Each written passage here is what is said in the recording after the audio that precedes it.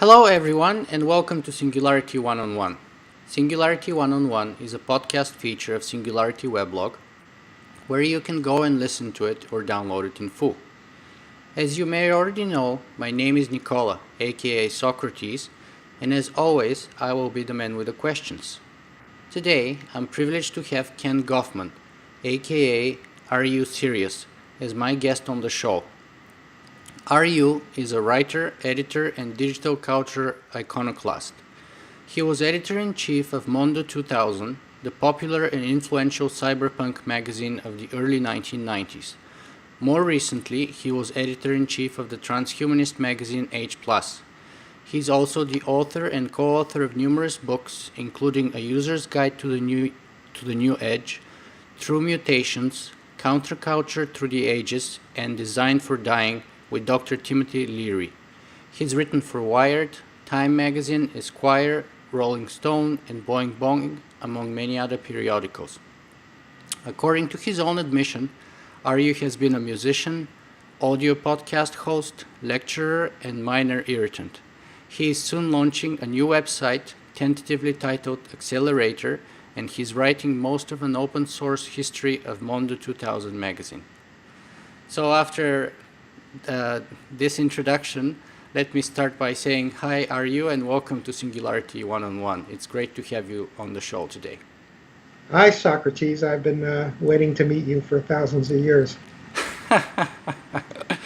All right, so let's see how productive we can make our long-awaited meeting in that case.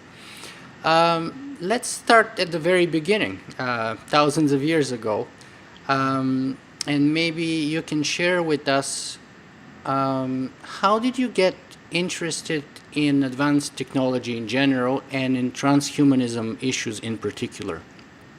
Well, I wasn't a science fiction freak when I was young, so I didn't really start on this path terribly early. In the late 1960s, during the blooming of counterculture movement and various social and political changes, there was a philosophy carried by some participants in the counterculture that machines and technology could replace most forms of alienating labor and end human scarcity, bringing forth a fairly utopian situation for human beings in which we would be at play in the gardens amongst what one poet, hippie poet, Richard Brodiger, called the machines of loving grace. And I liked that vision because I was young and because it was convenient, so that I didn't have to base a philosophy on hard human struggle or anything bitter or difficult, either from a Marxist or Randian or whatever perspective. I could look forward to a future in which both having fun and doing well would merge together. So I mean, it has been rather difficult to maintain that position over the long years. I think it's become much more complex than that. But what you found was, well, I joined a group called the Yippies, Youth International Party, in the early 1970s, a political sort of arm of the counterculture, and they started something called phone phreaking. Or they took phone phreaking under their bosom, or created a relationship with it, and they started a magazine called TAP, which is about phone phreaking and ripping off corporate credit cards and for telephone calls specifically, and the hacker movement grew out of that. And then, I mean, throughout the 70s, there was an element or an arm of the counterculture that was very sort of sci-fi, very technologically oriented.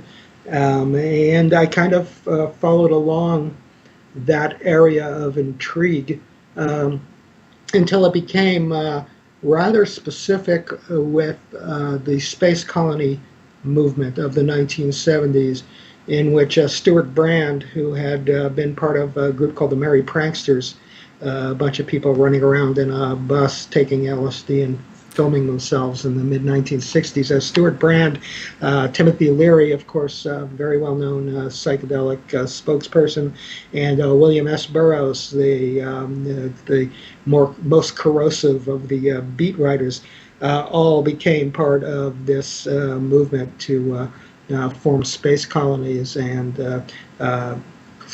Leary and Burroughs in particular adopting various sort of post-human points of view, which led into reading a little bit of science fiction, mostly sort of the dark paranoid stuff like Philip K. Dick, but still containing a lot of interesting ideas. Um, I was enough influenced by all of this to decide to move from Rochester, New York, to Berkeley, California, um, under the belief that what was happening on the West Coast of the United States of America, and the computer revolution was just starting to gear up, and NASA was out here, all of the space types were out here, a lot of the more experimental scientists, physicists were out here, everybody was out here. So I actually came out here with the explicit intention of starting a magazine that would take ideas from new technology, what we called high tech back then. That was a popular phrase that isn't so common anymore, but take new technology and science and marry it in with some of the concerns of psychedelic culture and counterculture, and create a magazine out of that to reflect this thing, which I did find to be happening to quite an extent when I did get out here. So, at what point did you make the connection, either implicitly or explicitly, with transhumanism? Because those are a number of sort of technological interests, actually a very wide spectrum of them. And at what point did you move to the sort of cyberpunk and potentially, I don't know, extropian or transhumanist idea?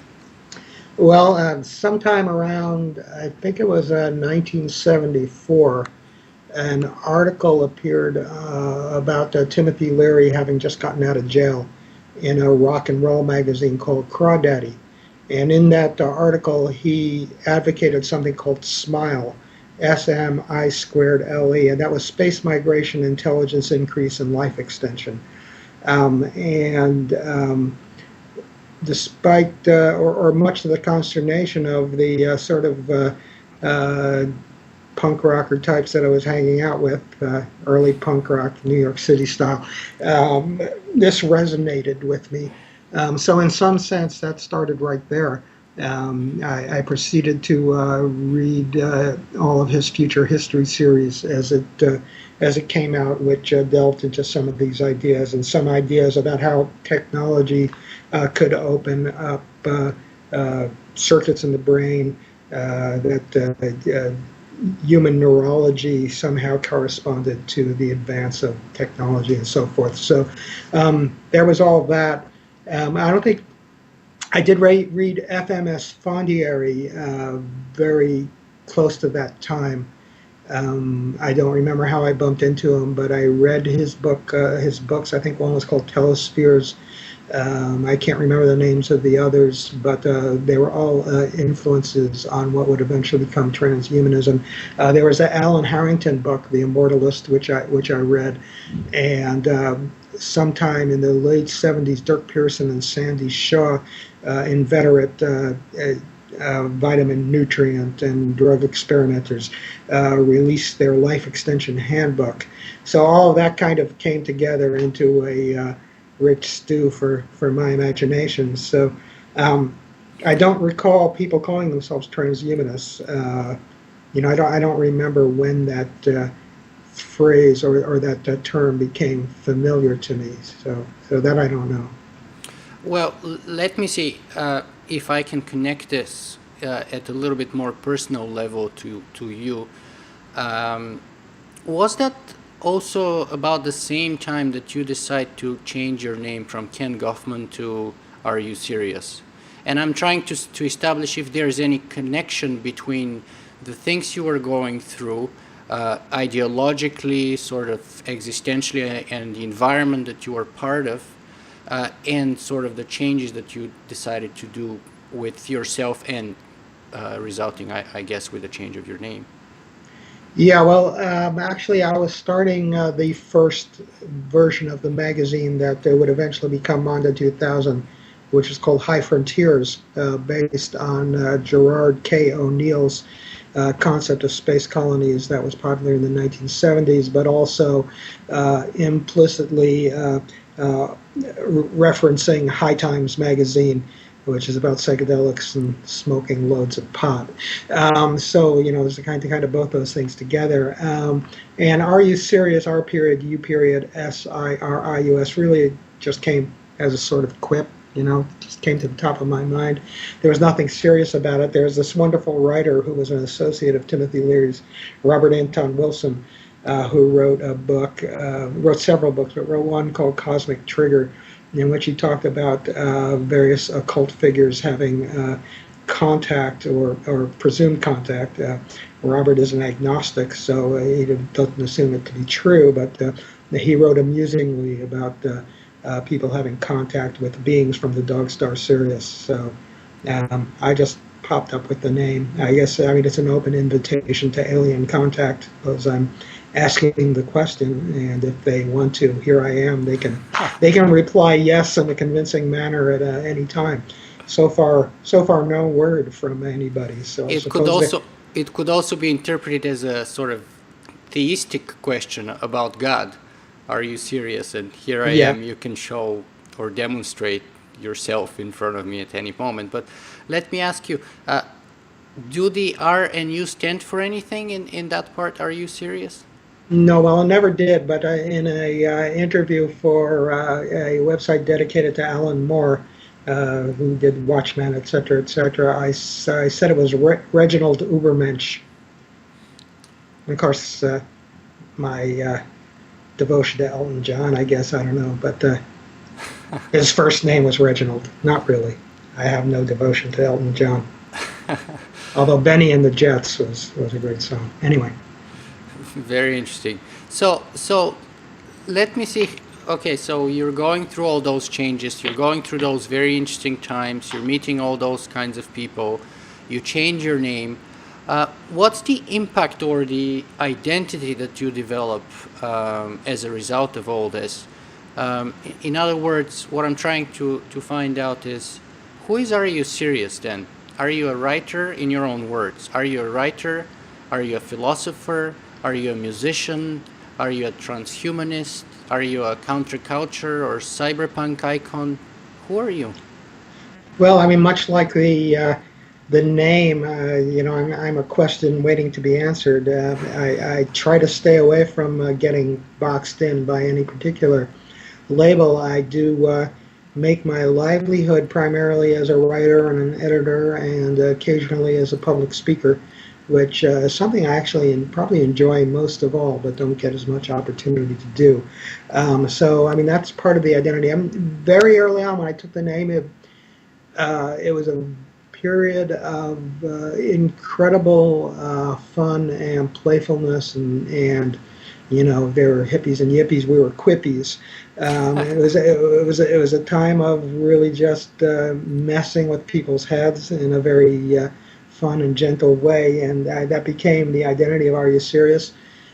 Towards the middle of the 90s, after the break of Mondo 2000, the Are You Serious character darkened a little bit and became perhaps a cross between the Marquis de Sade and Timothy Leary or something like that, and wrote a book, How to Mutate and Take Over the World, which in some ways reflects that darkness, but also continuing to be a prankster in all aspects, and put together an album with a band called Mondo Vanilli, which is just going to get released next week. It was done in 1993, but because of complications with the record label, it never came out. So that reflected that period. Sometime in the late 90s, my friends started calling me Ken Goffman.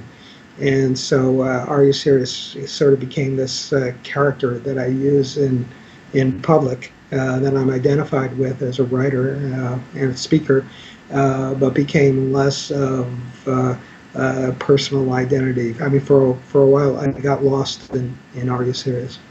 Hmm. I was Are You Serious?